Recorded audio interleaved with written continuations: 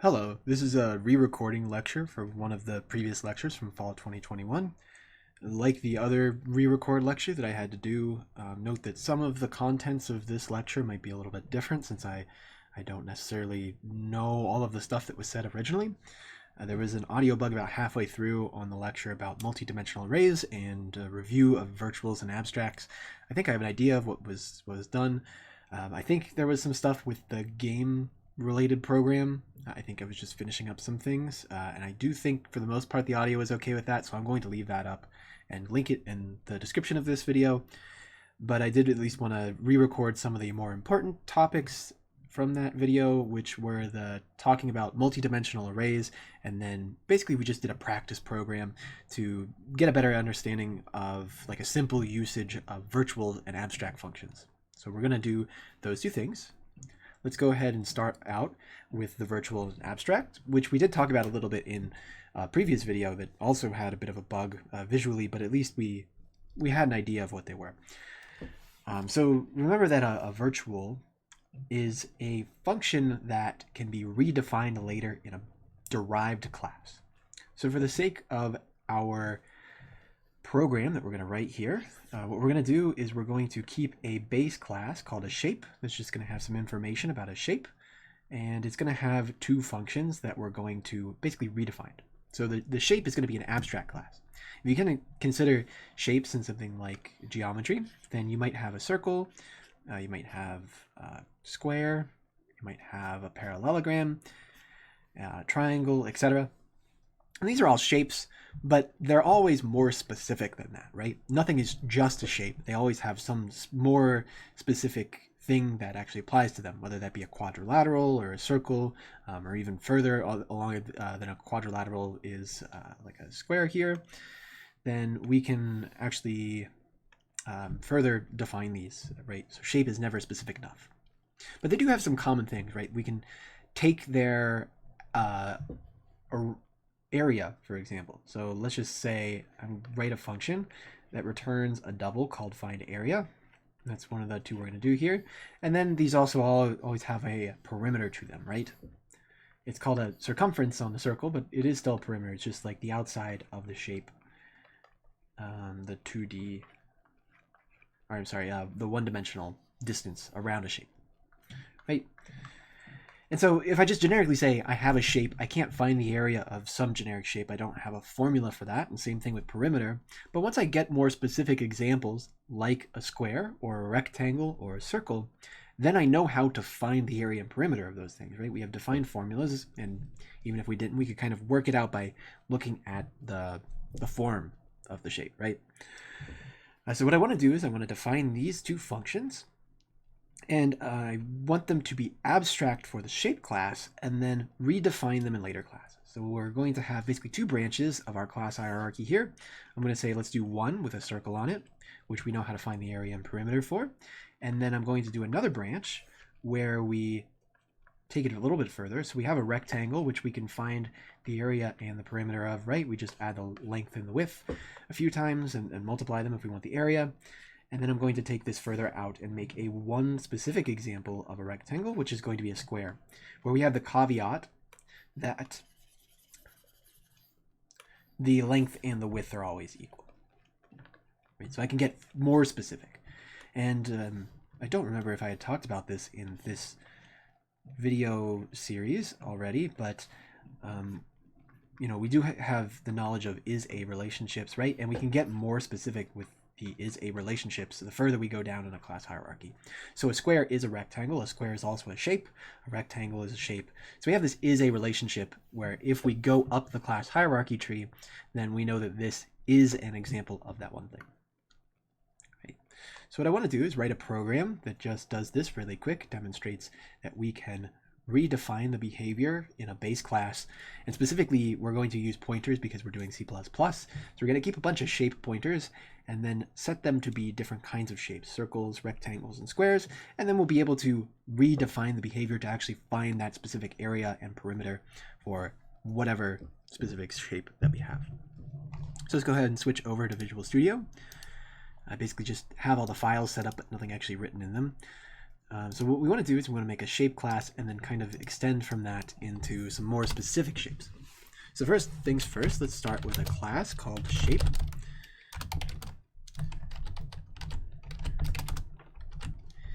And then maybe we'll do, well, not a name, but let's say we don't have any prior information. Again, I don't remember exactly which variables I used, but we'll at least just do the functions for now. So I want two functions. They're both going to be double returning. One's going to be find area, and that will take no arguments because we can just find the area of any shape. And then I want to have a find perimeter. And now, since I want to redefine these, then I'm going to need to mark these as virtual to allow them to be redefined. Remember, that's what the virtual keyword means. It means that we're able to redefine the code. Once we go to a derived class, we can change the behavior of that code. And what it means for it to be abstract is that it has no associated code. So if you have no associated code, you need to be able to redefine that, because if you don't redefine it, it's just forever not going to have any code associated with it. So if I never wrote this find area or find perimeter function in a derived class, then the compiler is not going to know what to do when it gets to those functions, right? When I try to call find area or find perimeter, it's going to say, well, I don't really know what that means. There's no defined behavior for those functions. But that's where virtual comes in, right? We're going to go ahead and write these. So I think that's good for the shape class. I do think we should probably make these public so that anybody can call them. I think that would be nice. And then what we're going to do is we're going to create two classes. I think the first one we'll do is circle. And so circle is going to need really just one thing. It's going to need a radius, which we will keep private since nobody needs to see our radius. And then we need to define these. And really quick, we should, for the sake of our formulas, circles for the perimeter and the area need a constant of pi. So let's just define a constant that's local to only the circle class. That way only the circle class knows what pi is and nobody else can use it.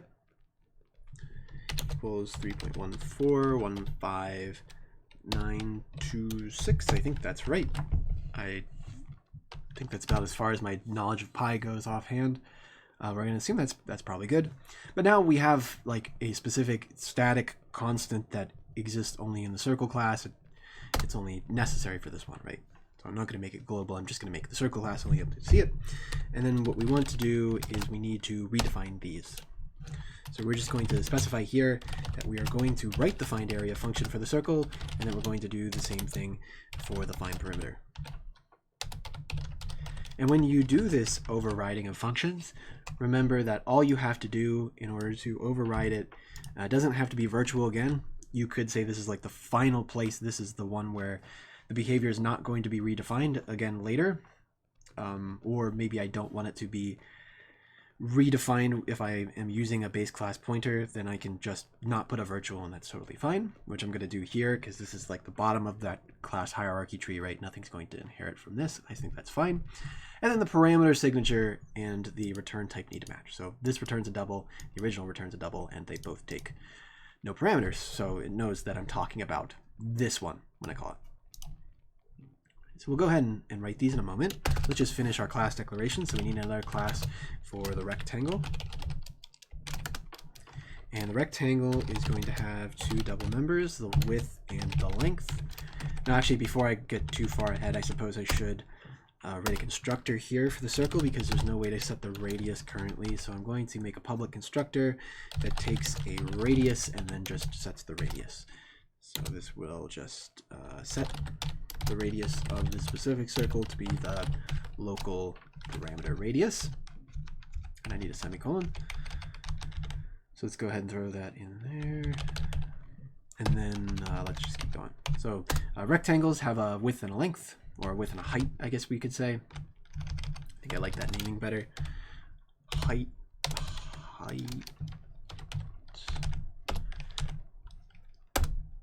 And then we are going to, again, want to define the area and the perimeter just for a rectangle. In this case, I'm going to make it still I'm not going to actually override it any further. So consider when I take the area of a square and the area or perimeter of a square, which I'm going to do in a little bit, then the behavior is still going to be the same, right? The way I find the area and perimeter of a square compared to a rectangle is the same. We multiply the width and the height to find the area, and the perimeter we just add the width twice and the height twice for all the four sides.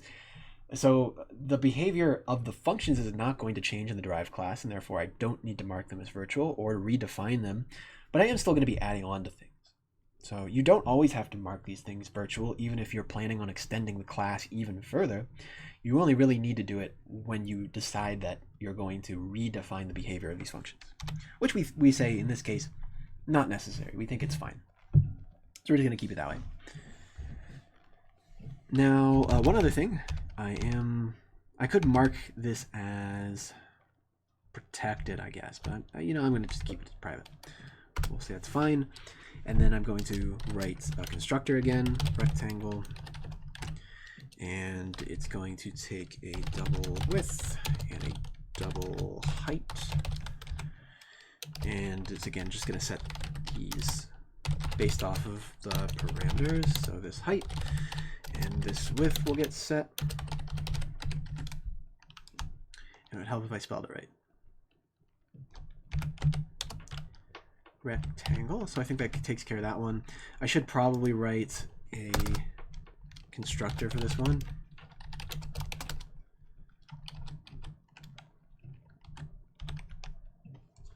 I think that should be okay. Oh, whoops. I suppose I probably don't need a constructor, huh? It would probably yell at me, huh? Because it's an abstract. No? I suppose it doesn't. Oh, I also forgot to capitalize this, so that might be an issue. So it does at least let me write a default constructor. But note that it will not... We can't construct an abstract class directly, right? You can never instantiate an abstract class. You can never make one because they're never specific enough, and they also don't have defined code for all of their functions. So it's kind of unsafe if we were to try and use one. So I can't actually instantiate this, but remember that in C++, when you call a constructor, that it will always call a base class version. So if I actually finish doing this inheritance that I meant to do, then when I make a circle, right, the circle constructor is going to get called after the shape constructor since it's a base class version of it. And I should do the same thing here. I need to make sure that this actually does inherit. And then lastly, let's go ahead and write the square class, which will inherit from the rectangle class. And all we need for the square is a constructor.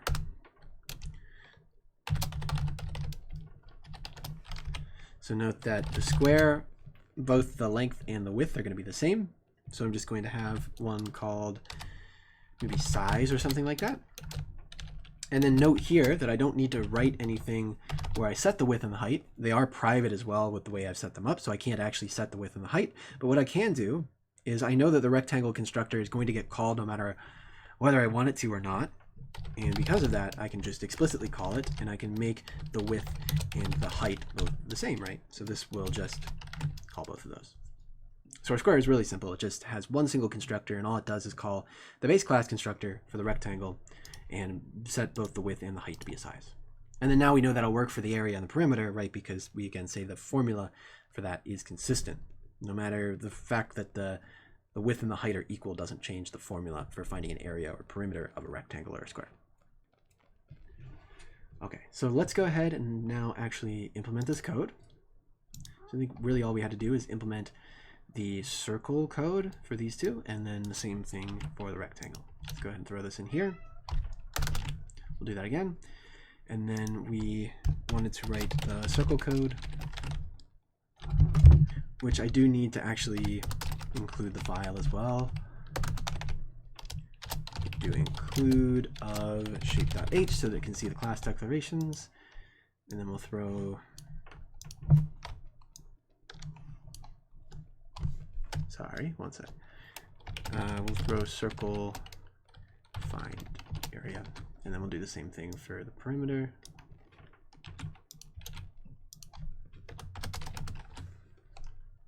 And then same thing for rectangle class. Let's find that one.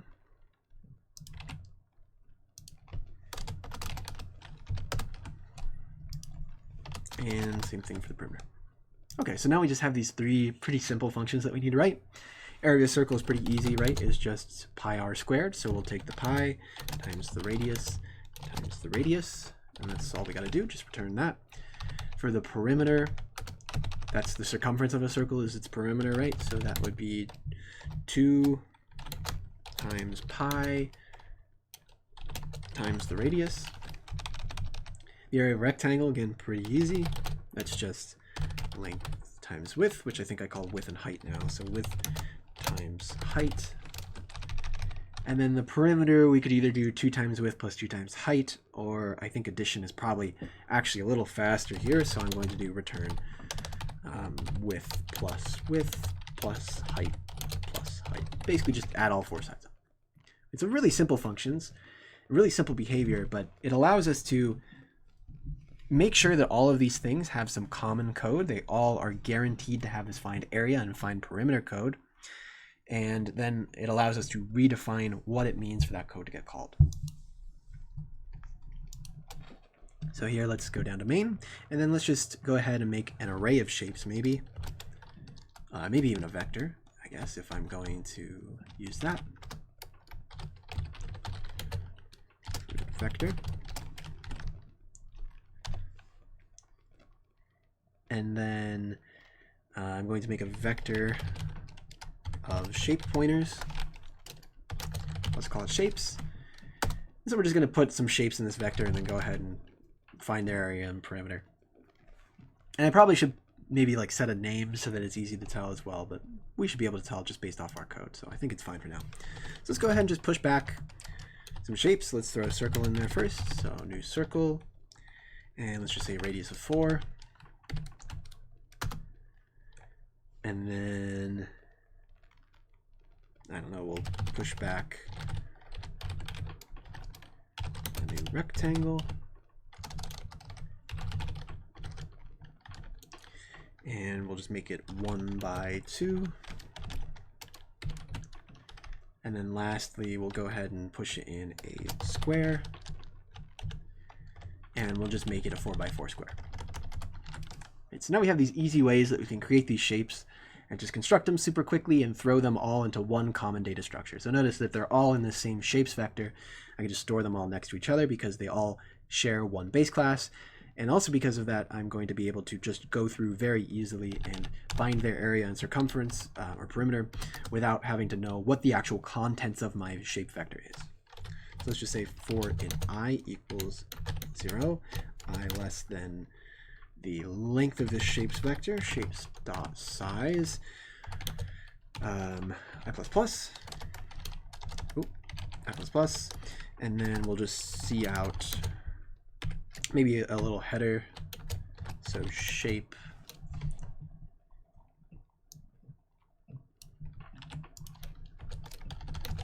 I, we'll throw this in there, line, I gotta throw that there, and then we'll just print the circumference, or sorry, the perimeter in the area. So see out perimeter, I don't think I spelled that right, perimeter, and then we can find the perimeter regardless of what the shape is by just simply taking whatever shape we're at, shape sub I, and calling find perimeter on it.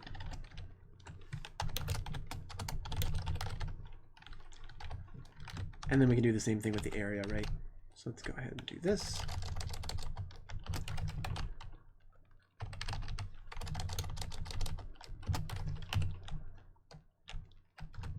Okay. And then maybe we'll just throw in one more inline to make the print nicer. And then we'll go ahead and combine. And I do want to note 2 other things right after we're actually done with this program. So we can see here the perimeter of our circle is 25, which we think that's going to be 2 pi r, where r is 4, so that's about 8 pi. So it's 8 times 3, which seems about right. Should be about 25, more than 24 for sure. And then the rectangle or sorry, I guess we should double check the area. Area would be pi r squared, so radius squared is 16 times 3.14 is going to be a little bit bigger than 48, so that seems to check out. The perimeter of the first one is going to be 6, because we have 3 times 2, 3 being the sum of these two numbers. And then the area is going to be 2, which is just 1 times 2. And then we see that the perimeter of the square is going to be 16, because there are 4 sides, each of which are 4, and the area is going to be 4 times 4. Right, so we can store all of these shapes together and be able to call some common function that they have. Right, so we don't have to know exactly what shape it is that we're calling this function on. We can always be guaranteed that it has that function, which is nice, because if we have some idea that all of the objects that we're going to use in a program need to share some common code or common functionality, then we can be guaranteed that they'll be able to do that. And then because it's virtual, they'll be able to do it in different ways depending on, what their needs are. So this is great. Now, I don't remember exactly all the stuff I talked about in the previous lecture about virtuals and abstracts from last semester, but I do want to just clarify 2 last things about virtuals and abstracts, just so we know for a fact that we have them. So one thing that I hopefully talked about, but just in case I didn't, is that remember, when we have an abstract class like shape, we can't construct it. There's no way to instantiate one of those objects, which is why this has to be a pointer. Remember that pointers don't do instantiation. They just point to an object that exists, and because those objects don't exist yet, they won't be pointing to them. And so I can't construct any sort of abstract thing. It's not specific enough, and it doesn't have defined code, therefore I can't make it. And the way we determine that a class is abstract is it has at least one abstract function. So here it has 2, but so long as there's at least one function left that doesn't have defined code, then we can't make an instance of that object. We can't call new and make an object of it, because we can't be guaranteed that we can actually call the code correctly because it doesn't exist. So I can't make a shape, but I can make all these other ones because I went and wrote what find area and find perimeter mean. So they're allowed to be instantiated. So that's one thing we should take away from abstract classes. Another thing to note is that when all of the functions are abstract, then that's called a pure abstract function, or sorry, pure abstract class. So the shape is a pure abstract class. And that's just a naming thing. Nothing special about that fact, just something that is there. And then the other thing I wanted to talk about was just how the compiler actually treats these function calls. So we can see here, but just by looking at the code that I've written, that the first object's going to be a circle, the second object's going to be a rectangle, and the third object's going to be a square. But that's not always going to be the case when you write programs that are going to be dependent on some sort of user input or external factors, like maybe calling information from a server, or just dependent on what the user's actually doing. Right? So if I wrote a program where the user could determine what shape they want to make, and then say the radius or the length or the width, and then actually put them in the vector, then I can't always be guaranteed that it's going to be a circle, then a rectangle, then a square, right? It could be any number of shapes. They could be in any order. They could be of any type. And so the compiler can't know this either, because it can't know the type until it actually runs the program and gets to the specific code of calling these functions. So when we get to a line here that calls some sort of function that was virtual and then had defined behavior, like find perimeter and find area, this actually isn't going to be handled by the compiler. So it's allowed to at least check that that function exists, and it'll trust you that it exists, but it's never going to be allowed to actually figure out what function it needs to jump to. So I think at this point in the lecture, or in this point in the semester, I had talked at least a little bit about the idea of polymorphism and the ability of data to take on multiple types. So when we have this specific type of polymorphism, it's what we would call runtime polymorphism. It's something the compiler can't figure out because it can't know exactly what type it's going to be calling this function on, like what the type of the variable is going to be. And so it's just, it needs to wait until it actually gets to that line before it figures it out.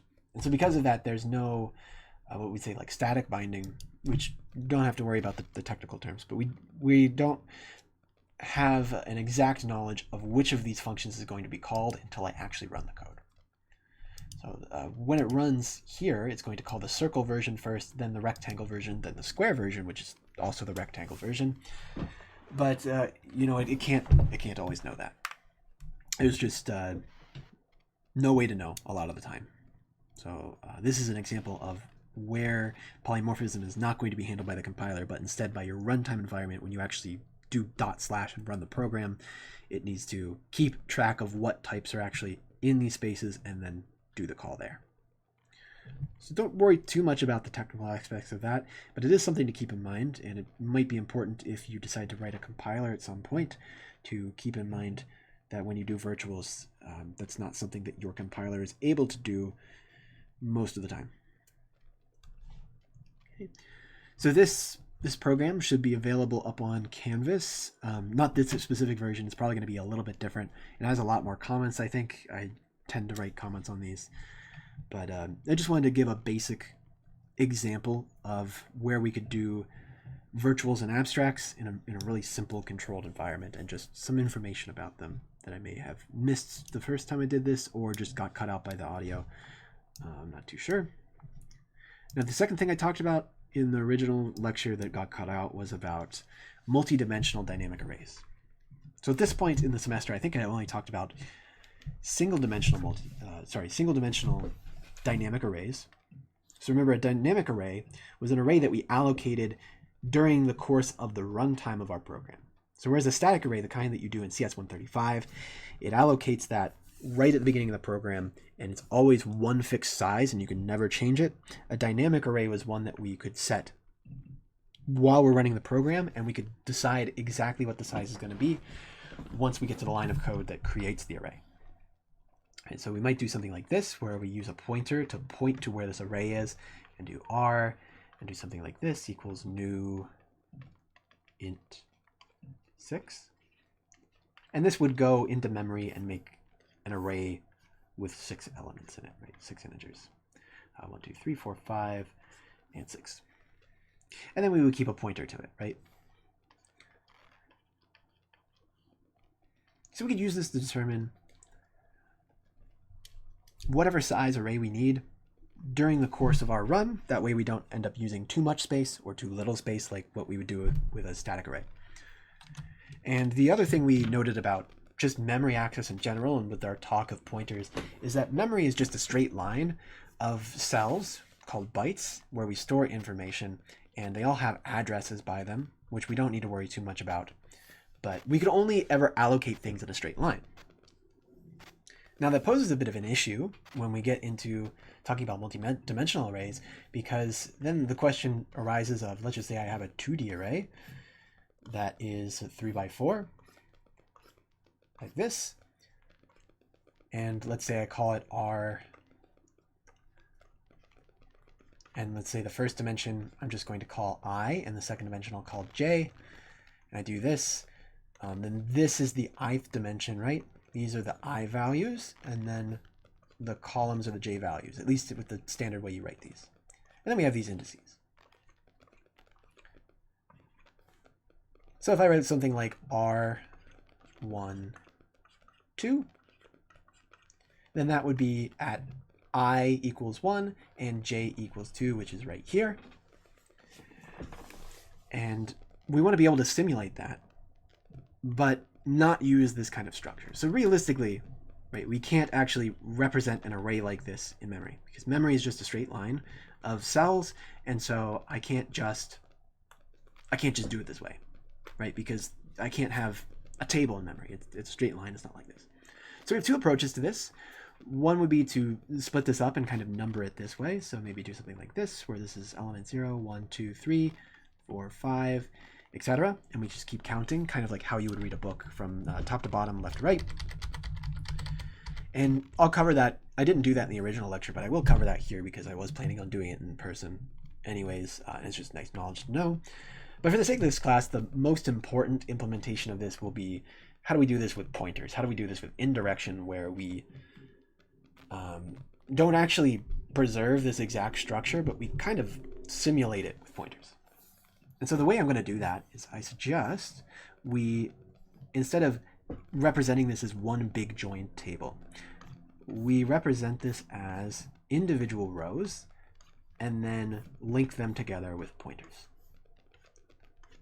And you can do this probably several ways, but this is probably the simplest, most common way, which is I'm just going to say if I wanted to have a 3x4 array, like in the last slide, then I'm going to do it this way, where I'm going to have 3 separate rows, each containing 4 elements.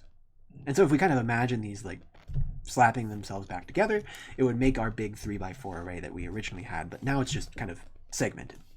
And this works so far because now each of these individual rows is one-dimensional. They're just straight lines. So I can actually put these in memory. I just need to find a way to link them together, or at least simulate linking them together. And so the way I'm going to do that is I'm going to create one more straight line. I'm going to draw it vertical here, just for the sake of our thing. And I'm going to use this to know where these things are. So remember, when we do dynamic arrays, we always keep a pointer to where that dynamic array is. And because of that, my representation here is simply going to keep 3 separate pointers, or how many ever rows we have many pointers to where those rows are. So I'm going to allocate these things and then store where I allocated them. And now you can see I end up using more space than I would do if I just had a static implementation of this with a 2D array where we would do the math, which we'll discuss later. But I'm able to use this dynamically and be able to do this with pointers, and I'll be able to use it pretty simply. So the advantage of doing this one over the one that we're going to do in a little bit is that while it uses more space and while it requires you to do indirection, that is not using a pointer to refer to something rather than just going straight there, that it's going to allow us to keep a similar syntax to the way we would have done this in 135 with the 2 separate square braces is my idea. So then I'm going to keep a single pointer to this one-dimensional column array, which in itself is going to contain pointers to each row. So again, I'll be able to use this exactly like this, r sub I sub j. Whereas the other implementation I'm going to do, we're not going to be able to have these 2 indices. So this one allows us to write it in a similar way to how you would see in 135, and that's why I think this is nice. And something to just consider is this first vector I have here is going to be the ith dimension, and then the second one here is going to be the j dimension. So the rows here are the j's, and this vertical part is the i's. And so if we kind of consider the way that pointers work, right, is if I just looked at this r sub I without the j after it, and I did something like r sub 1 now.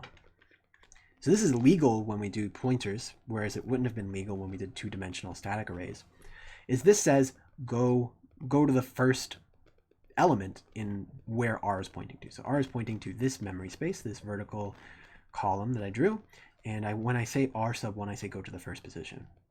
So by doing 2 of these, r1, 2, like we did earlier, this says first go to the first cell.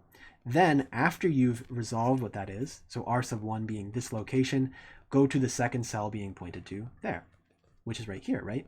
Which, if you notice, is basically just the same as where our 1, 2 was earlier, right? Which is right here. It's just now it's in this segmented form. So we still go to the same place. It's just that we end up doing so by following pointers.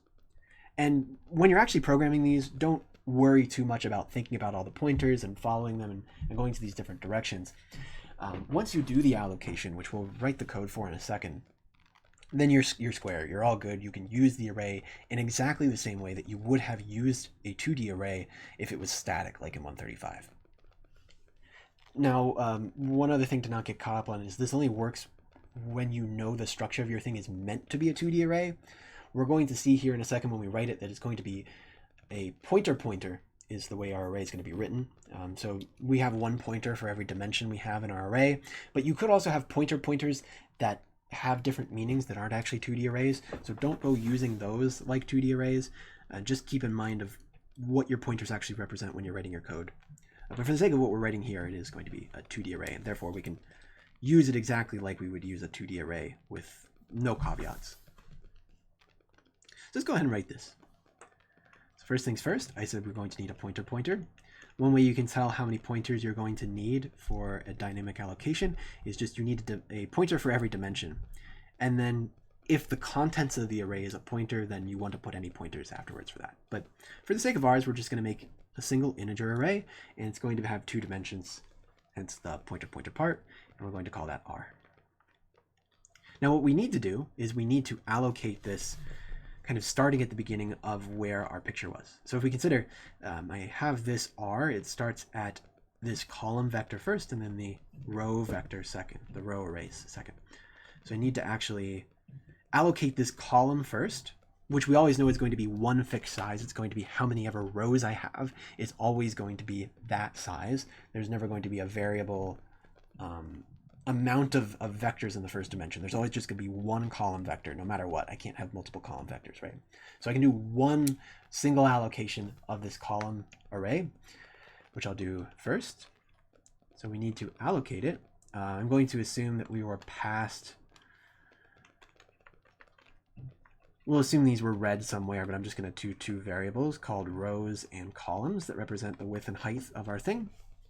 And so what we need to do is we need to allocate the column vector, which is going to contain, well, okay, maybe for the sake of not being as confusing, I'm going to call this width and height. So I'm going to say height and width. Height being the rows and width being the number of columns for your reference, but let's just call it height and width to make this easy. What I need to do is I need to allocate the height first, right? I need to allocate this column vector first. So I'm going to do that. I'm going to use the new keyword to do an allocation, and I need it to be integer pointers. Right. So when we think about what we were containing in this box here, this original column array, it's pointers to these arrays. So each of these is going to be an integer pointer to a normal array. And so what we need to do is we need to make an array of integer pointers is what we need to do.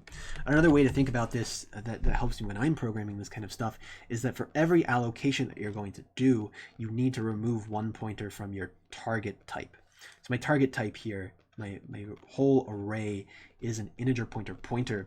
When I do a single allocation here, I need to remove 1 star. And you'll see that that's going to work out when we do the later code too. When I do a later allocation, I'm going to remove 1 more star and just allocate integers. And so we remove 1 layer of indirection, and this kind of works out right with the way we know how the new keyword works. It always returns a pointer to whatever this thing is. So if we're allocating integer pointers, then this new keyword is going to return a pointer to integer pointers, and therefore it's going to return a pointer, which means the types match and we're all good. Right, so what we need to do first is allocate that column array, and then afterwards we need to go through and allocate all of these rows. Now the number of rows is going to be dependent on how many ever rows that we're going to have, the height. So I actually need to do a loop for this where I allocate each individual row and then store it in our 1 single column that we made. So I'm going to do a for loop for int I equals 0, I less than the height. So basically we're just going to loop through the array we just created and store arrays within that array. I plus plus.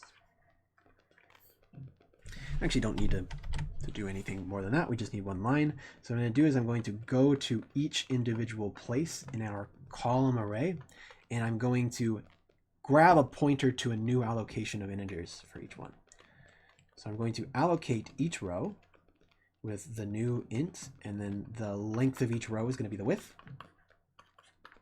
And so what this line will do is it will create the row for each individual row that we're going to create, and then we're going to store the pointer to where that is in the column array. So we end up with a 2-dimensional array where each of these is going to store a pointer to each row. And there we have it. This will simulate our 2D array, but just doing it with dynamic allocation and pointers. So there we go. We have that allocation. We should now maybe talk about how to do the deallocation of this. So the way I recommend thinking about the deallocation is it's going to be kind of the exact opposite of what we did here. So we started at this R, we allocated the column vector first, and then allocated the row arrays second. And I know I keep saying vectors. I do mean arrays. I mean the math kind of vector, not the C++ kind of vector when I say that, just so that you're aware. But we need to do this backwards when we do a deallocation. And the reason we need to do this backwards is, let's just say I was to deallocate this column vector first. So I cut it off completely. And consider we've just created a memory leak if I do it that way, because I now have all of these here. I've deleted all these pointers to these things. And I'm left with 3 arrays that are just somewhere in memory, but I no longer have pointers to them, which is a memory leak. So the kind of the way to think about it is like pruning a tree. You would always start with the branches. You wouldn't start with the stump, right? A tree grows from the stump first, and then the branches grow out. So when you do the creation of it, it's going to start with the base and then branch out further. But when I do trimming of a tree, let's say I want to just remove a tree from my yard, I cut the branches first, then the stump, like the trunk of the tree.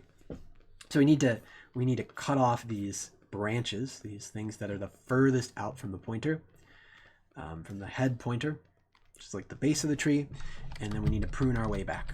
So I'm going to need to deallocate these rows first, and then deallocate the column second. So notice we're going to do the code in basically the opposite order.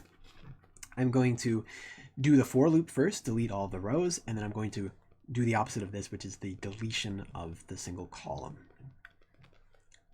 We're just going to kind of flip our code here. If I want to do a deallocation, I'll start with a loop for int I equals 0, I less than height, I plus plus. So you notice it's essentially just the same code, except instead of using the new keyword, we're going to use delete. And what we'll do is we'll delete each row. So I will delete R sub I. So again, notice this is almost exactly the same as this code here. Instead of setting it equal to something new, I'm now taking R sub I and deleting it. I do need these braces here because I'm deleting an array. You might also want to set it to null pointer afterwards just to be safe. Actually, no, don't do that. It won't matter. So don't bother setting it to null pointer because we'll end up deallocating these pointers anyway, so it's no big deal. So we have this first thing, we've deleted all the rows, pruned all of those, and then now that we've looped through and deleted all of the rows, we can delete that one single column vector that we have, which is going to be here. We're just going to delete R. Right? And then maybe this one I would set to null pointer, just to be done with it, because it's going to persist after we're done. Right, so really this is exactly the opposite of this code. We wrote a for loop that allocated all the arrays or all the rows. We wrote a for loop that deleted all the rows, and then before we did that originally we had allocated the single column vector, and then we delete the single column vector after the row. So our code is kind of flipped, and we've gone from news to deletes. And for however many dimensions that you happen to have, if you decide to do more dimensions to your array, same thing applies. You'll want to kind of just reverse the order of your code when you do deallocation versus allocation. Okay, so that's the important part for this class, I would say, is this dynamic 2D, at least, multidimensional array allocation. Let's go ahead and just do one alternative way to do a 2-dimensional array, or multidimensional array, if you want to go higher, 3 dimensions or 4 dimensions, using dynamic allocation. This one we won't test for, and you probably won't pop up on any of the assignments, but I think it's nice to know just for your knowledge. It is generally more efficient, but it requires you to have some knowledge of the math. Right, so again, let's just say I have a 3x4. And what I want to do is, let's again kind of number this out. So 0, 1, 2, 3, 0, 1, 2. And this will be the I dimension, and this will be the J dimension. And the way we access the array is array, the I dimension comes first, so row first, then column second.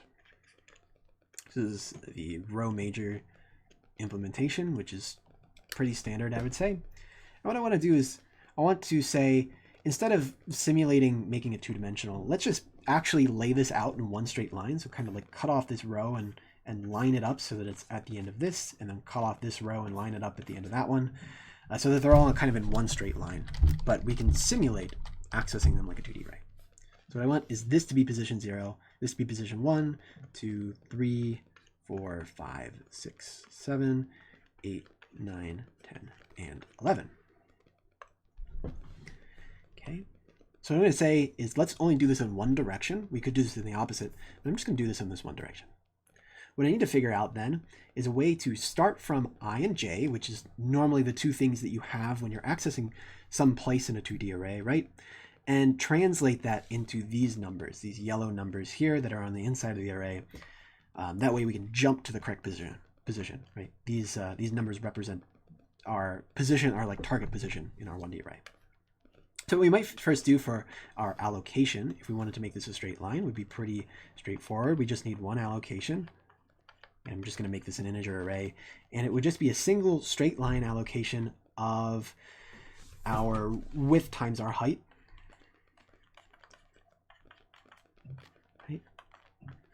Right? Notice in this case we have a 4×3, so there are 12 elements, 0 to 11. And so we can just multiply the two, and that will tell us how many things are in there. But in this case, we're just going to pretend that they're laid out in a straight line, or we're going to know that they're laid out in a straight line, and then treat it like a 2D array. Now, what we need to consider is maybe some remainder operations and some multiplication here. So consider if we kind of look at all the columns and all of the rows. All of the rows count 0, 1, 2, 3, 4, 5, 6, 7, 8, 9, 10, 11. So they actually have something in common. We'll come back to it in a second. And then if we look at the columns, they also seem to have something in common. So here, maybe if we look at these ones, we know that 0, 4, and 8 are all numbers that are divisible by 4. 1, 5, and 9 are all not divisible by 4, but they're one bigger than numbers that are divisible by 4. These ones would be 2 bigger, and these ones would be 3 bigger, right? And where we're getting that 4 from is from the fact that this is a 3×4 matrix. So whatever the width of it is going to be kind of like our division number. So all of these numbers are divisible by 4, all these are one off from being divisible by 4, and etc. until we hit the end of the row. And there are 4 things in each row. So you can kind of imagine if you were to go backwards, you might have an idea of using some modulus and some division to go backwards as something to think about there. But our forward direction, maybe we need to consider, well, these are like groups of 4, right? This row is a group of 4, this row is a group of 4, this row is a group of 4. So if I'm going to do my access, what I should probably do is I should probably take, I'll just hard code it for now, 4 times whatever row I want to end up in, which is the I dimension, and then offset it by j.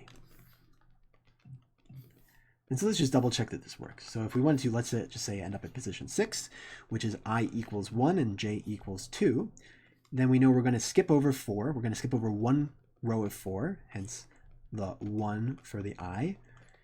And then for j, we're going to have a 2, which is the position in this specific group, this specific row.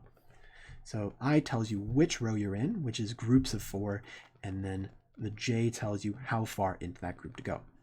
And if you notice, we work this out. 4 times 1 is 4, plus 2 is 6, and we get to the right place. So more generically, our formula would be r, whatever the width is, in this case it was 4, but it could be any number, times I, which is the row you want to jump to, plus j.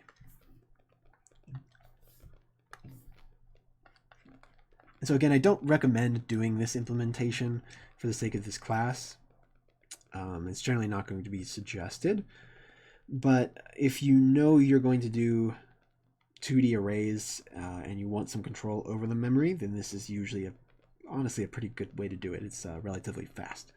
And just so you're familiar with the term, this is linearization of an array. This is a linearized array. And it's called this because we're going from an abstraction of a table-ish looking array, or an array that's not one-dimensional. It's like a table or a cube, or the hypercube if you want to go into more dimensions. And we're instead treating it as if we were to throw them all into a straight line and just count one by one. So we made them a straight line, hence the name linearization. So I think that's about good. Again, this last part won't be on the test. It's just something to think about and something to know maybe if you wanted an alternate way to do dynamic allocation of arrays. Okay, so let me know if you think I missed anything. I think that's about everything that was covered in the original video. So feel free to send me an email if you have any concerns about this specific lecture.